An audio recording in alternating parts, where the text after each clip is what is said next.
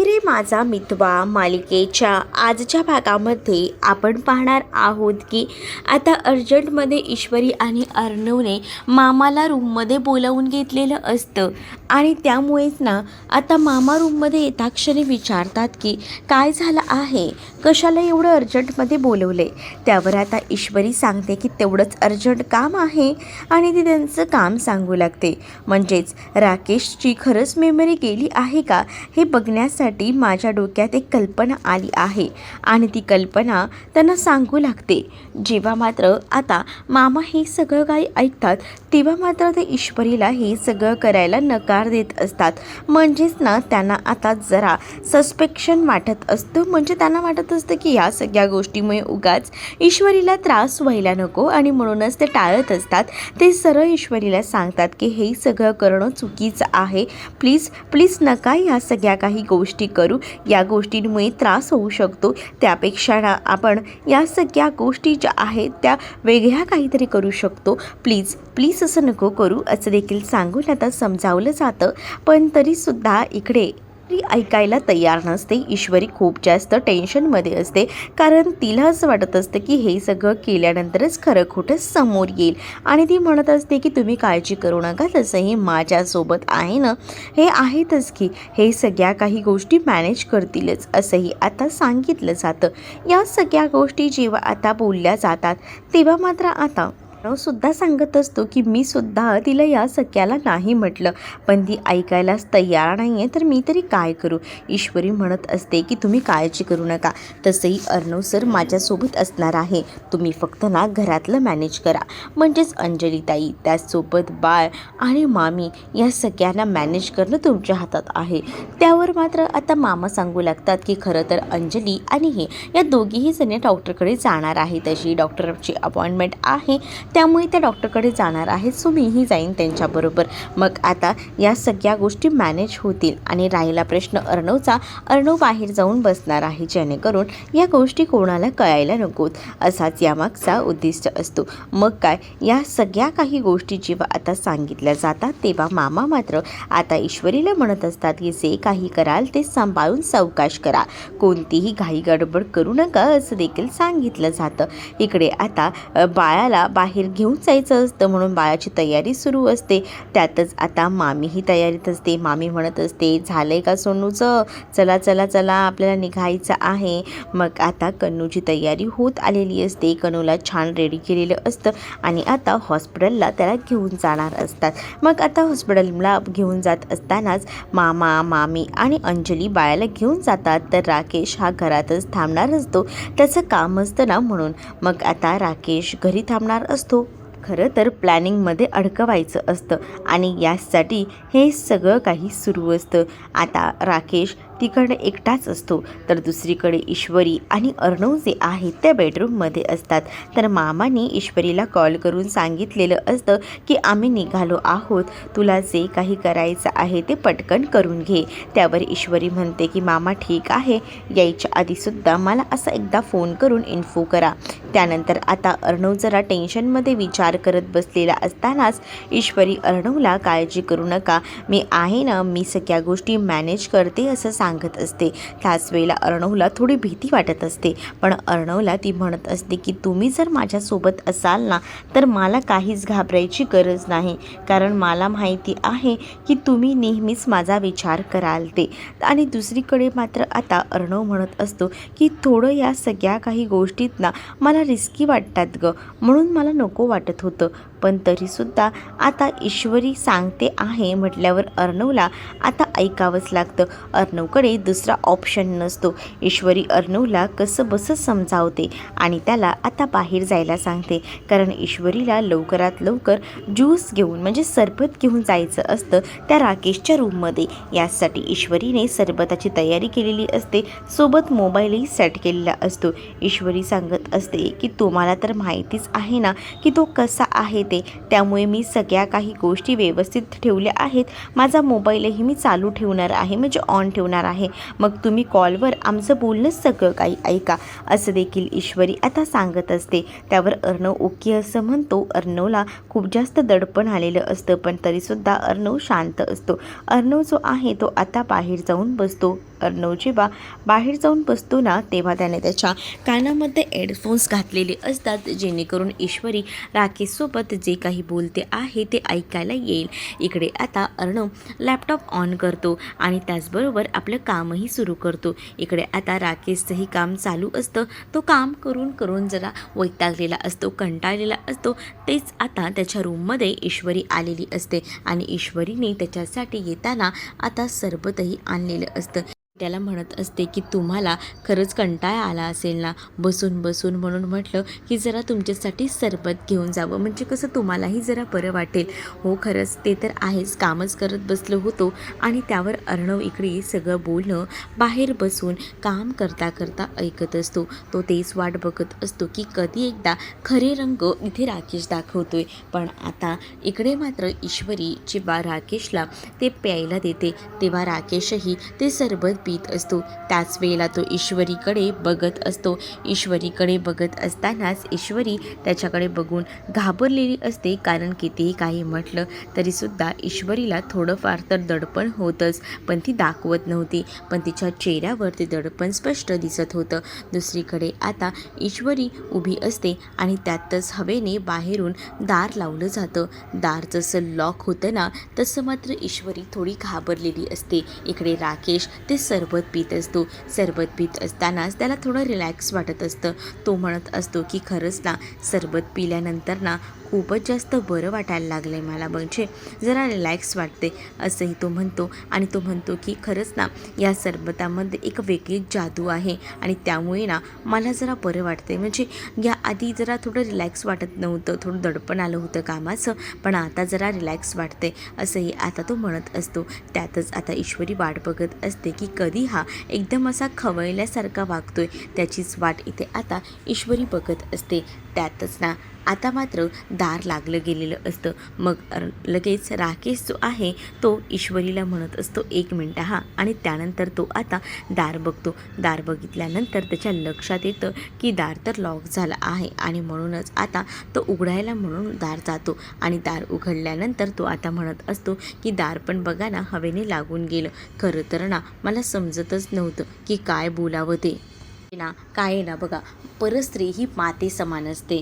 तुम्ही ही माझ्या अगदी बहिणीप्रमाणे आहात आणि हे जर असं लॉक झालं, म्हणजे एखादी स्त्री आणि एखादा माणूस जर रूममध्ये लॉक असेल तर त्यावर काहीतरी वेगळाच संबंध लावला जातो ना. म्हणजे लोक असं म्हणतात की यांचं काहीतरी वेगळंच आहे, त्यापेक्षा आपण हे सगळं केलेलंच बरं ना. दार उघडं ठेवायचं म्हणजे कोणाला काही संशय येणार नाही. आणि आता डायरेक्ट अंजली मॅडमसुद्धा आल्या तरीसुद्धा त्यांना वेगळं वाटेल आणि मग त्या वेगळा विचार करतील. त्यापेक्षा आपण आहे ना व्यवस्थित सावध राहिलेलंच बरं.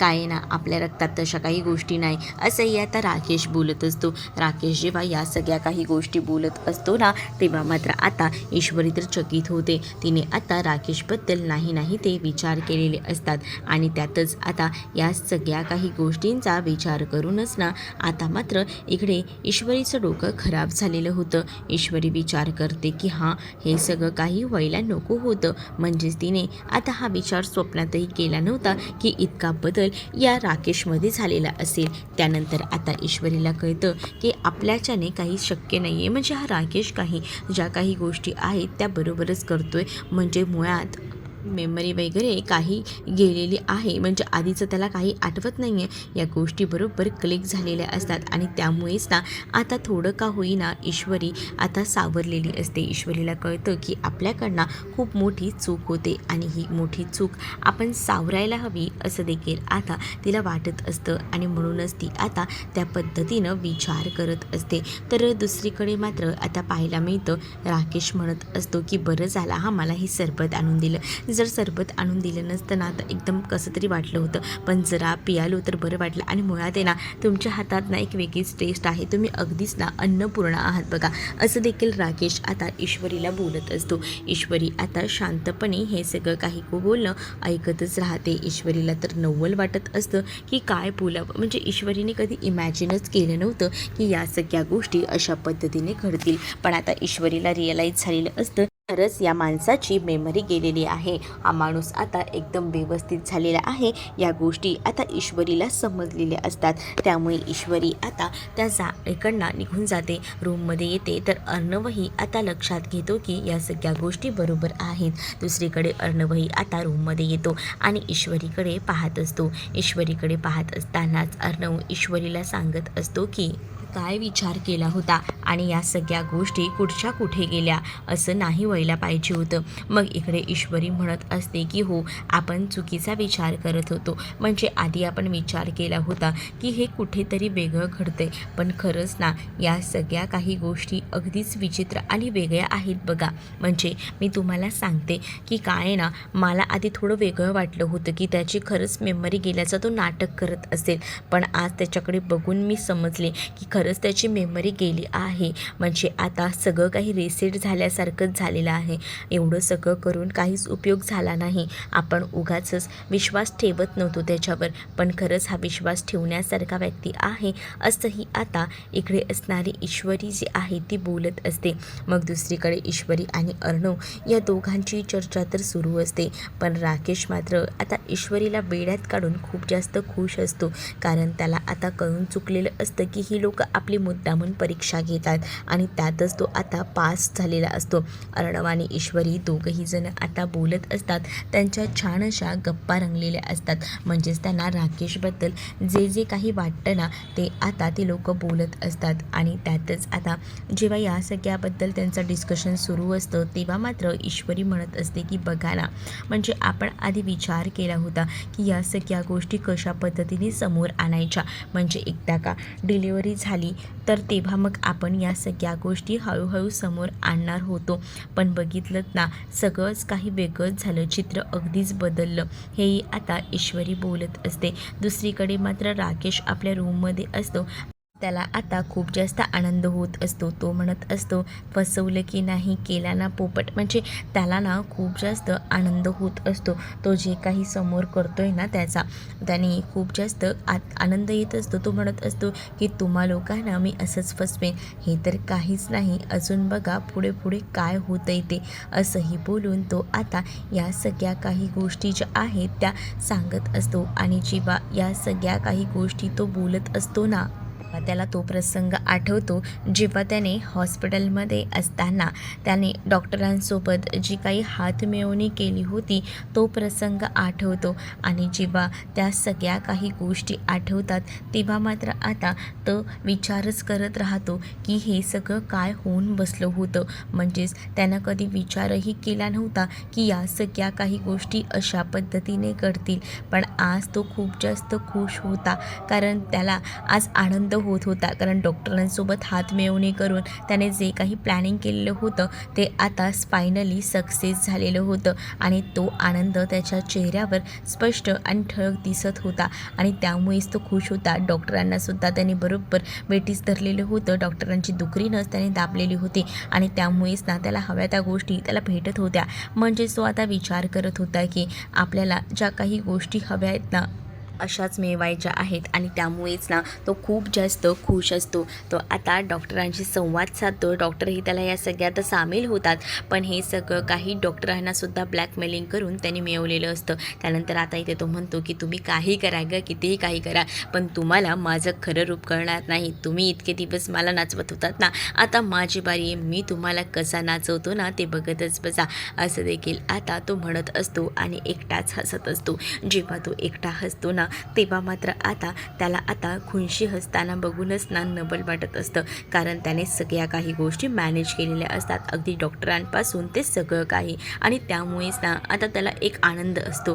कारण अर्णव आणि ईश्वरीला फसवण्यात त्याला एक वेगळाच आनंद मिळत असतो. इतके दिवस अर्णव ईश्वरी त्याच्या मागे हात धुवून लागले होते, काही ना काही पुरावे शोधत होते. पण आज अर्णव ईश्वरीला या राकेशकडे बघून खात्री पटलेली होती की खरंच या राकेशची मेमरी गेलेली आहे. याची मेमरी रिसेट झालेली आहे. या गोष्टी आता त्यांना खरंच रिअलाईज झालेल्या असतात. राकेशच्या उत्तम अभिनयामुळे हे सगळं शक्य असतं. उलट राकेशचा हा उत्तम अभिनय बघून ना डॉक्टरांनी सुद्धा त्याला शाबासकी दिली होती की एवढं कसं सगळं काही कसं जमतं तुम्हाला. त्यावर राकेशही त्यांना म्हणाला होता की मी खलनायक आहे, मी काहीही जमवू शकतो. खलनायक जो असतो ना तो काही करू शकतो. तर दुसरीकडे मात्र आता ईश्वरी अर्णवला म्हणत असते की आता आपल्याला स्वतःला ॲक्सेप्ट करावं लागणार आहे की काही झालं ना तरीसुद्धा राकेश हा सगळ्या काही जुन्या गोष्टी विसरून गेल्या आहे आणि आता आपणही त्यावर काहीच बोलू शकत नाही, कारण खरंच त्याची मेमरी गेलेली आहे आणि सगळं काही रिसेट झाले. त्यामुळे आपल्याला सुद्धा जुन्या काही गोष्टी ज्या आहेत त्या विसराव्या लागतील,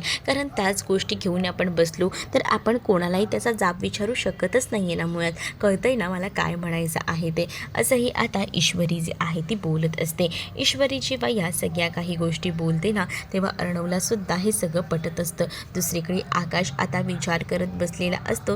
तेच आता तिथे आता सुप्रिया आलेली असते आणि सुप्रिया आकाशला म्हणत असते की अजून किती वेळ तू इथे थांबणार आहेस, तुम्हाला काही कळतंय का? म्हणजे तुम्हाला या सगळ्या गोष्टी कळत असतीलच की नम्रता इतक्यात काही शांत होणार नाही आहे. त्यावर मात्र आकाश म्हणतो की मला नम्रताशी बोलायचं आहे. नम्रता जोपर्यंत माझं काही ऐकून घेत नाही ना तोपर्यंत मी इथून हलणार नाही आहे. मुळात आहे ना तिने या सगळ्या गोष्टींवर विश्वास कसा ठेवला की ते पोलीस बोलतात की हे सगळं मी केलं आहे, मी कशावरनं करेन ना हे सगळं काही, माझा मुळात या सगळ्याशी संबंधच नाही आहे असंही आता तो म्हणत असतो. त्याच वेळेला तो म्हणतो की डायरेक्ट पोलीस म्हणतायत की माझं नाव घेत आहेत, मग मी पोलीस स्टेशनला जाऊन विचारेन ना काय खरं आहे काय खोटं आहे, तर तिथे तर मला समजेलच ना. जर माझ्यात एवढीच खोट असेल तर मी कशाला जाईन ना पोलीस स्टेशनमध्ये. मी या सगळ्या काही गोष्टी मुळात केलेल्याच नाही आहेत असं देखील तो आता पोटतिडकीनं सांगत असतो. सुप्रिया म्हणत असते की तुम्ही बोलताय ते अगदी बरोबरच आहे, मलाही तुमच्या काही गोष्टी पटत आहेत, तुम्ही स्वतःला त्रास करून घेऊ नका बरं, असंही आता सुप्रिया सांगत असते. सुप्रिया जेव्हा या सगळ्या काही गोष्टी सांगते ना तेव्हा मात्र आता इकडे तेवढ्यातच तिथे आलेला असतो शुभू आणि शुभूने येताना बॅग वगैरे भरून आणलेली असते. शुभूची आता नाटकं सुरू होतात. शुभू म्हणत असतो की सॉरी पण आता मी इथे थांबू शकत नाही. म्हणजे काय आहे ना की मी इथे थांबलो तर ते चुकीचं ठरेल, कारण माझ्यामुळे जर तुमच्या घरात सतत भांडणं होणार असतील ना तर त्या काही गोष्टी आहेत ना मला आवडणार नाहीत असं देखील आता सांगितलं जातं. जेव्हा या सगळ्या गोष्टी सांगितल्या जातात ना तेव्हा मात्र आता प्रिया म्हणत असते की मग त्यावर हा पर्याय थोडी आहे की तू घर सोडून जाशील, तू असं करू नकोस असं देखील सुप्रिया आता सांगत असते. शुभमकर ऐकायला तयार नसतो. शुभमकरने आता सांगितलेलं असतं की सॉरी टू से पण मला आता नाही थांबता येणार, कारण जर मी आता जास्त वेळ इथे थांबलो तर पुन्हा प्रॉब्लेम होईल, त्यापेक्षा मी गेलेलोच बरं असं देखील आता तो म्हणत असतो. आणि जेव्हा या सगळ्या काही गोष्टी जेव्हा तो म्हणतो ना तेव्हा मात्र आता इकडे आकाश पुढे येतो आणि आकाश शुभमकरला म्हणतो की तुला काहीच कुठे जायची गरज नाही आहे, कारण मी अशा काहीच गोष्टी केलेल्या नाही आहेत जेणेकरून त्रास होईल आणि मला तुझ्यावर आणि त्याचसोबत तुझ्या मैत्रीवर पूर्णपणे विश्वास आहे. नम्रता आणि तुझं नातं तुझं बॉन्डिंग या सगळ्याबद्दल मला माहिती आहे आणि तू तसा नाही आहेस हे देखील माहिती आहे, त्यामुळे मी तुझ्याबद्दल काही चुकीचा समज करू शकत नाही. या देखील गोष्टी आकाश आता शुभूला सांगत असतो आणि त्याला जाण्यापासून थांबवत असतो. तो म्हणत असतो की मी कधीच तुमच्या नात्यावर संशय घेतला नाही, हे जे कोणी केलं आहे ना ते चुकीचं केले, पण या सगळ्या गोष्टी मी शोधून काढेन असं देखील आता आकाश जो आहे तो शुभूला सांगत असतो. आणि त्याला अगदीच मिठी वगैरे मारतो, गळे मिळतो, कारण आकाशमध्ये तसा काहीच हेतू नसतो. आकाशने कधीही असा विचार केलेला नव्हता, पण या सगळ्या गोष्टी नम्रताने कुठच्या कुठे नेलेल्या होत्या. जराही नम्रताने आकाशवर विश्वास ठेवला नसल्या कारणाने या सगळ्या काही गोष्टी शुभूने घडवून आणल्या होत्या. पण इकडे मात्र आता आकाशने व्यवस्थित शुभूला समजावून सांगितलेलं असतं, त्यामुळे शुभूने आता तरी सध्या घर सोडून जायचं नाटक थांबवलेलं असतं. पण दुसरीकडे मात्र आता अर्णव जो आहे तो काम करतच असतो. तेवढ्यातच त्याला कॉल आलेला असतो आणि त्याला एक फोन आल्यामुळे त्याची खूप जास्त चिडचिड होत असते. म्हणजेच त्याला फोन करून आता सांगितलं जातं की इमर्जन्सीमध्ये ना तुम्हाला बँगलोरला यावं लागेल, आपली मीटिंग आहे. या गोष्टी जेव्हा आता सांगितल्या जातात तेव्हा अर्णव थोडा डिस्टर्ब होतो. अर्णव म्हणतो कसं शक्य आहे, आता इमर्जन्सीमध्ये तिथपर्यंत येणं नाही, या सगळ्या गोष्टी शक्य नाही आहे आणि असं बोलूनच तो आता चिडलेला असतो. आता त्याचं नेमकं बोलणं ना इथे असणाऱ्या या राकेशने ऐकलेलं असतं आणि राकेश मध्येच येत म्हणत असतो की मी जरा बोलू का, चालेल का? मग आता राकेशला विचारलं जातं, हां बोला ना, काय झालं? आणि त्याच वेळेला आता अर्णवही म्हणत असतो की 2 मिनटं थांबा. त्याचा फोन हा चालूच असतो आणि त्याच वेळेला अर्णवला आता तो म्हणत असतो की हां बोला ना, काय झालं? तर राकेश म्हणत असतो की तुमची जर हरकत नसेल तर मी जाऊ शकतो. चालणार आहे का तुम्हाला? म्हणजे मी जातो आणि ह्या सगळ्या काही गोष्टी ज्या आहेत त्या परफेक्टली मॅनेज करतो. मग तर झालं, चालेल का तुम्हाला मी जर गेलो तर? असंही आता राकेश जो आहे तो विचारत असतो. आता राकेश म्हटला आहे म्हटल्यावर आता मात्र अर्णव म्हणतो की खरंच तुम्हाला या सगळ्या गोष्टी जमतील का? तर हो, का नाही जमणार? जमेल ना, मी जाईन. तुम्ही काळजी करू नका. मला ना खरं तर ना मीटिंगला जाणं पॉसिबल नाही आहे. आता या सगळ्या गोष्टी करणं, पण मी तर करू शकतो तेवढंच. मलाही वाटेल की असं की तुम्हाला मी कामामध्ये मदत केली आहे, मग मी जाऊ शकतो. असं जेव्हा राकेश म्हणतो तेव्हा अर्णवही त्याला जाण्यासाठी देतो. कारण आता अर्णवलाही माहिती आहे की खरंच त्याचा मेमरी लॉस झाला आहे. तो जुना नाही आहे राकेश. त्याची आता सगळ्या काही गोष्टी ज्या आहेत तो विसरलेला आहे. त्यामुळे आता तोही ठरवतो की चला आपण ह्याला एक संधी देऊया. मग आता राकेशला अर्णव बँगलोरला मीटिंगसाठी जायची संधी देतो. कारण ते डीलसुद्धा खूप महत्त्वाचं असतं अर्णवसाठी तरी. मग आता अर्णव त्याला सांगत असतो की ठीक आहे जीजू, तुम्ही जा. मग आता राकेशही खुश असतो. पण राकेशची मेमरी कुठे गेली? राकेशला सगळं आठवते. राकेश विचार करतो की चला या निमित्ताने का होईना अर्णवने आपल्यावर विश्वास ठेवला, मोठं काम दिलं. त्यामुळे आता राकेशही खूप जास्त खुश असतो. त्याला असं वाटत असतं की चला एक पायरी तर आपण चढलेलो आहोत आणि जिंकलेलो आहोत. यांचा विश्वास आपण कमावला आहे आणि त्यामुळे आता त्याच्या चेहऱ्यावर एक वेगळंच हसू असतं, एक वेगळाच आनंद असतो आणि त्यामुळेच आता खूपच जास्त बरं वाटत असतं त्याला. दुसरीकडे मात्र आता पाहायला मिळतं की इकडे आता डॉक्टरकडनं आणलं जातं आणि त्याचसोबत डॉक्टरकडनं आणल्यानंतर इकडे आता कन्नू, अंजली, वल्लरी आणि त्याचसोबत मामा एकत्र गाडीतून उतरतात. आणि मग काय, वल्लरीला इकडेच मॅनेज करायला सगळं दिलेलं असतं. पण दुसरीकडे आता अंजलीच्या हातात कन्नू असते. तर मामा अंजलीला म्हणतात की घेऊ का ग मी त्याला? मग आता मामाला ती म्हणते की नको, परत हात वेगळा आला का रडारड सुरू होईल, त्यापेक्षा मीच पकडते. मग आता अर्णवही ईश्वरीही बाहेर जातात. तर ईश्वरी अंजलीताईंकडे कन्नूला मागत असते, पण अंजली काही द्यायला तयार नसते. अंजली स्पष्ट आणि सरळ सांगते, अर्णव बघा, मी तुझ्या समोरच सांगते, मी माझ्या मुलीला तुझ्या बायकोकडे कधीच देणार नाही. तिला आता सांगून ठेव, घरातही देणार नाही ना घराच्या बाहेर मी देणार नाही. कारण मला ती माझ्या मुलीच्या जवळ आलेलीच ना मुळात आवडत नाही. त्या दिवशी जे काही झालं ते मी कधीही विसरणार नाही, असं देखील आता म्हटलं जातं. आणि जेव्हा या सगळ्या गोष्टी बोलल्या जातात ना, तेव्हा मात्र आता काही झालं तरीसुद्धा शांतही बसावंच लागणार असतं. दुसरा पर्यायच नसतो ना. म्हणून मग आता ईश्वरी ही शांत बसते. मग ईश्वरीला काही बोलता येत नसतं. ती गुपचूप राहते आणि मात्र आता ती बघतच असते. इकडे आता अंजली बाळाला घेऊन आतमध्ये जायला निघते. कारण अंजलीला सुद्धा असंच वाटत असतं की चला आता बराच वेळ आपण बाहेर आलो. डॉक्टरांनी विचारलं, काय सांगितलं डॉक्टरांनी, हेही विचारलं जातं. मग आता डॉक्टरांनी सांगितले ती निगेटिव्हिटीपासून लांब राहा. मग आता निगेटिव्हिटीपासून लांब राहा म्हणजे कळलं ना मला काय म्हणायचं आहे? हे सरळ सरळ ईश्वरीला मारलेले टोमणे असतात. म्हणजे ईश्वरीपासून तिला लांब ठेवायचं हेच तिचा उद्देश असतो. अर्णव म्हणत असतो की ताई तू याच घरात राहा, तुला काही प्रॉब्लेम नाही, तू टेन्शन घेऊ नकोस, तुझ्या बाबतीत मी आहे लक्ष द्यायला, असंही आता तो म्हणत असतो. त्यामुळे आता शांत राहण्यापासून ईश्वरीला पर्याय नसतो. ईश्वरी आता शांतच राहते. ईश्वरीला कळत नसतं की अंजलीला कसं समजवायचं. कारण आता ईश्वरीपासून अंजलीने कन्नूला लांब केलेलं असतं आणि याचं दुःख खूप जास्त ईश्वरीला होत असतं. अर्णवही तिला आता कसं समजावतो. म्हणजेच अर्णव ती जरा धक्क्यात असते, तिला आता आधार देत असतो आणि त्यामुळेच आता अर्णव जेव्हा तिला आधार देतो ना, तेव्हा मात्र आता इकडे ईश्वरीसुद्धा शांत असते. मग आता मामा विचारतो की काय झालं का सगळं काही ठीक? तर मामाला आता ईश्वरी सांगते की नाही, त्याची खरंच मेमरी गेलेली आहे, त्यांनी काहीच रिॲक्ट केलं नाही, हे सुद्धा आता ईश्वरी सांगून जाते. ईश्वरी जेव्हा या सगळ्या गोष्टी सांगते तेव्हा मात्र आता खूप मोठा धक्काच इथे मामाला बसतो. मामाने तर कधी इमॅजिनच केलं नव्हतं की ह्या सगळ्या गोष्टी इथपर्यंत घडतील आणि होतील सुद्धा पॉसिबल. पण बापरे, मग आता इकडे रूममध्ये बघते तर काय, अंजली येऊन इथे राकेशना आपली बॅग वगैरे भरत असतो. त्याच वेळेला अंजली विचारते की काय हो, काय झालं आहे, काय एवढं हे सोडं पॅकिंग करताय. त्यावर आता तो तिला म्हणत असतो की ते काय आहे ना, मी जरा जातोय म्हणजे कुठे चाललात, मला बोललात नाही. ते काय ना, जरा बँगलोरला मीटिंगसाठी जायचं आहे. माझ्यावर अर्णवने खूप मोठी जबाबदारी दिली आहे, मग ती जबाबदारी मला पार पाडायची आहे असं देखील आता तो सांगत असतो. जेव्हा आता या सगळ्या गोष्टी तो सांगतो ना, तेव्हा अंजली म्हणते की खरंच ना, अर्णवने तुमच्यावर एवढी मोठी जबाबदारी दिली, याचा अर्थ अर्णवचा तुमच्यावर विश्वास आहे आणि म्हणूनच तुमच्यावर एवढी मोठी जबाबदारी दिली.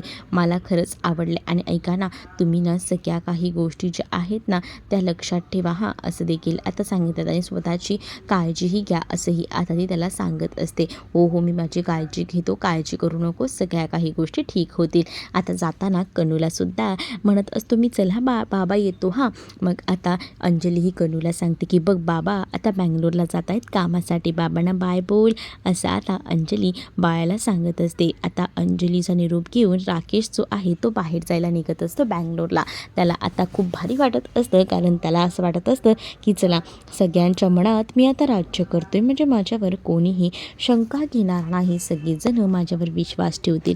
हे देखील बरोबर त्याला माहिती असतं. आता तो बॅग वगैरे घेऊन लगेचच बाहेर जायला निघतो. जाताना तो कन्नूला भेटतो वगैरे आणि तिकडनं जातो. तर पुढील भागामध्ये आपल्याला पाहायला मिळतं की इकडे आता राकेश तर केलेला असतो, पण अंजली खूप जास्त तापाने फणफणलेली असते. ताप तिला भयंकर आलेला असतो आणि तेच ईश्वरी येऊन बघते. अर्णवला हाक मारून बोलवते. डॉक्टरांनासुद्धा बोलवलेलं असतं. तर डॉक्टर आता येऊन सांगू लागतात की खरंच ना, त्यांना खूप जास्त ताप आहे आणि ह्यांनी जास्त आराम करायला हवा, यांच्याजवळ कोणालाही पाठवू नका, बाळालाही अगदीच नाही. मग अंजली विचार करत असते की बाळ नक्की कुठे देऊ. पण दुसरीकडे मात्र आता आकाश म्हणत असतो की हे सगळं कोणीतरी मुद्दामून केलं आणि हे सगळं घडवणारा जो व्यक्ती आहे ना, त्याला शोधून काढल्याशिवाय मी शांत बसणार नाही, हे देखील आता म्हटलेलं असतं. त्यामुळेच आता वल्लरी जरा घाबरलेली असते. दुसरीकडे ईश्वरी बाळाची जबाबदारी घेण्यासाठी पुढे येते. अंजली म्हणत असते की तुझ्यावर मी जबाबदारी देणारच नाही, कारण याआधी मी बघितलं आहे. पण एकदा ईश्वरी अंजलीकडे जबरदस्ती करते आणि प्लीज प्लीज एकदा तरी माझ्यावर विश्वास ठेवा असं म्हणते. तर तुम्हाला हा भाग कसा वाटला हे कमेंटमध्ये मला नक्कीच सांगा आणि अशाच नवनवीन भागांसाठी चॅनलला सबस्क्राईब करा.